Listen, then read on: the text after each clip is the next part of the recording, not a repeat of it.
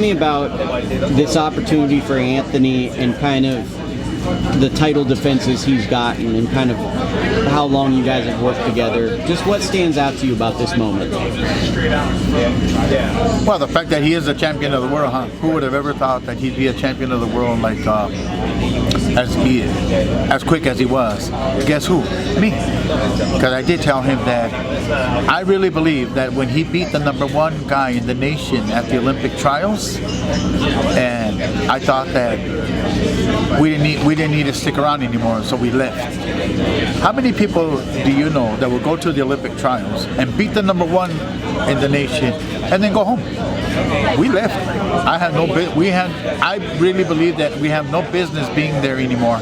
So we left the Olympic trials, and I called our promoter, and I told him that I really believe that our guy could be champion of the world within eight fights. And well, he got the opportunity in his 6th professional fight, and it didn't go our way. But it did go our way, and when I say it did go our way, even though he lost the fight, he won so many people after. The WBA, WBC, IBF, and WBO, they were all there. And they all saw the fight. And they saw this kid that was only a 6th-round fighter move in from the 6th-round fighting to the world title. And he showed that he was a worthy opponent against Kenshiro. And he won the fight again in Japan. He won by knockout, and then he got the opportunity again for the world title. And look where he's at today. He's now had, what, 5 world title defenses. And are we overachievers? Kind of, a little. But we're where we're supposed to be.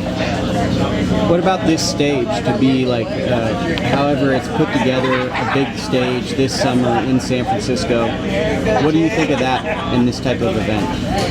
Well, as a world champion, there's like you got a mark on your back.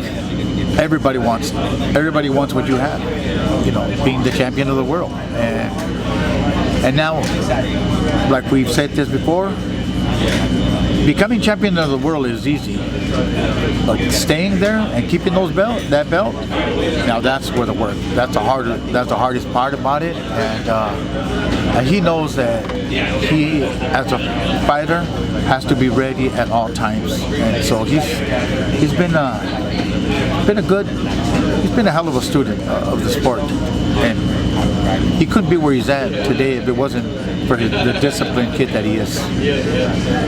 And being given this opportunity to be here in San Francisco, I believe that anywhere in the world that we can be in, but at the end of the day, there's only a very short life lived as a world champion.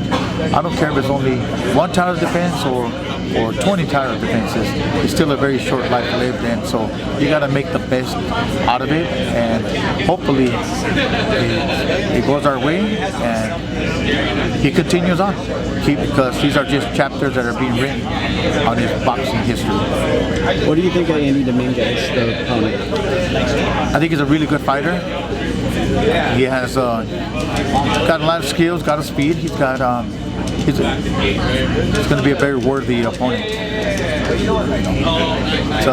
It's not an easy fight at all. It's a really hard fight. And come July the 11th, Tony has to be in that ring at his very best. I've always got to ask you, Junto, huge fight, you were in the corner. Any observations like a week or so after that fight?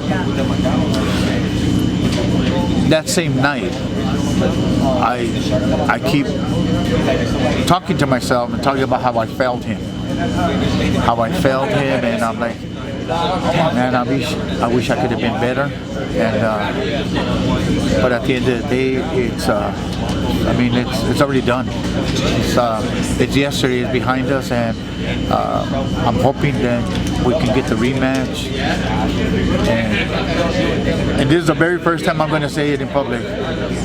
If we don't beat him in the rematch, I'll never train fighters again. I'll retire. I'll quit. Because I really believe that in the rematch, we're gonna kick Inoue's butt. And not like Inoue. I think he's a great fighter. I think it's a really good fighter. So he's the best in the world right now. But I really believe that Junto is better. And I do believe that we can beat him in the rematch. And like I said, and I'll go on record, if we don't beat him in the rematch, I'll retire as a boxing coach. Those are big words. That's how much confidence I have. Anything that stood out to you about the fight? Everything that you need to learn? Anything that stood out to you? Any moments in the fight? Well, the moment that Junto told me he doesn't hit that hard. That was like, it was a game changer. I wish you would have told me that in the second round or third round, you know. But at the end of the day, you know, I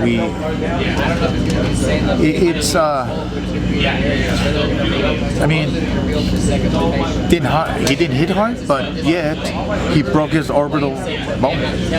So, I mean, I don't know. It just it's kind of weird. But at the end of the day, he got hit, and it changed everything. People talk about the headbutt. The headbutt was irrelevant. It had nothing to do with the fight at all. Yes, they got a headbutt. He got a cut. No big deal. But in the beginning of the 11th round, he hit him with a right uppercut, I think, and that's where he broke his orbital bone. And so that was a game changer. And I think that's where we lost. What round did he tell you that he didn't hit hard? I think like in the 7th. And Junto had a broken orbital bone from the fight? In the 11th round. Yeah. Okay. Anything else you want to tell me? I'd like to congratulate Naoya Inoue for great performance, and I'm very grateful for the Japanese fans. And after the fight, I know that a lot of them, the majority of them there were rooting for Inoue, but they embraced Junto after the fight, and that was nice.